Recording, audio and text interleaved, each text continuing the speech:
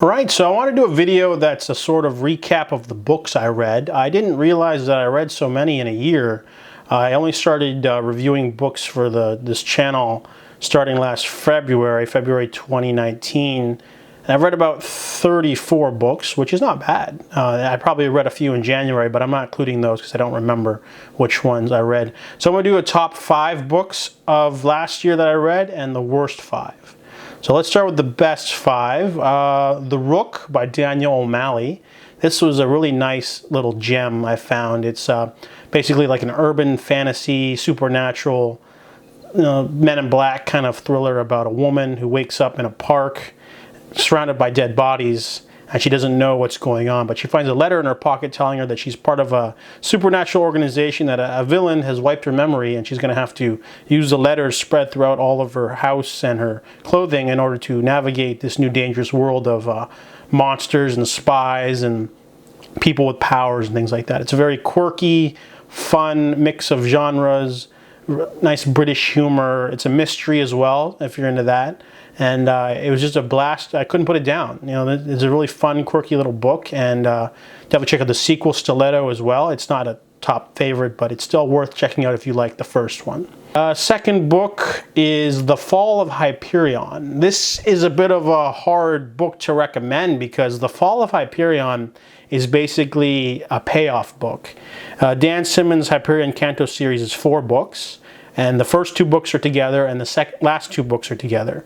So The Fall of Hyperion is like the payoff book, but Hyperion is like the setup book, and that book sucks. I'm not gonna mince words. That book sucks because it's basically a collection of like 6 or 7 short stories telling you the backstories of the characters that we're going to be exploring, and then that's it. It cuts off in a cliffhanger, and then you have to read The Fall of Hyperion to get like the big overarching story, which is amazing. It's probably one of the most ambitious, soul-shocking finales. It's just so big, and you can't have it without the setup book, which is annoying. But The Fall of Hyperion is an amazing masterwork. It's just so many themes. There's a little cyberpunk in there. There's big battles. There's small battles. There's just so really big stakes, and like it's a planetary. It's like so vast. And it's just so well done, but you need to read Hyperion first, and that book sucks. So that's kind of like the downside of that book being my favorite. The third book I have is Salvation Day by Callie Wallace. This is a simple, lean, standalone novel. That's what I really liked about it. It's not like a series. It's basically about 2 perspectives. You're following a young woman, impressionable. She's part of a cult, and some terrorists. She's part of a terrorist group, and they take over a spaceship, and she's trying to rendezvous with another ship full of the rest of her family, like her members of the cult. And the other perspective is of a genius who's on the plane, the ship. And he's trying to, hijack this ship, but he can't. And then they use that ship and him to open up another ship that is sort of left behind because there's a deadly weapon left on that ship, and no one goes near it. So it's a bit of a horror, body horror, sci-fi, action sort of sci-fi story. Like this can only be done in space, but this book has a lot of shocking twists and turns. It doesn't play favorites with characters. It's very fast-paced. It's very brutal, and it's definitely keeps your blood pumping. It's an adrenaline-pumping sci-fi thrill ride, which I really quite liked. And yeah, that's why I like that one. Fourth book I have is Mistborn.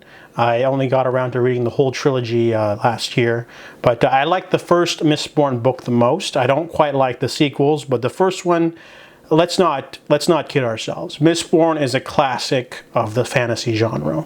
I don't care if you think Brandon Sanderson's overrated, or this is just a book about a bunch of Magnetos doing things. It's a pretty solid new age modern fantasy that works on so many levels. Really great characters, good plot, compelling magic systems and story, interesting backstories, great action. It's unpredictable, the twists, all the sorts of things that just happen. Everything is just so intricate, and it's like a good movie in which movies have to either propel the plot forward or give you character development. The book is the same way. There isn't any dead space in this book.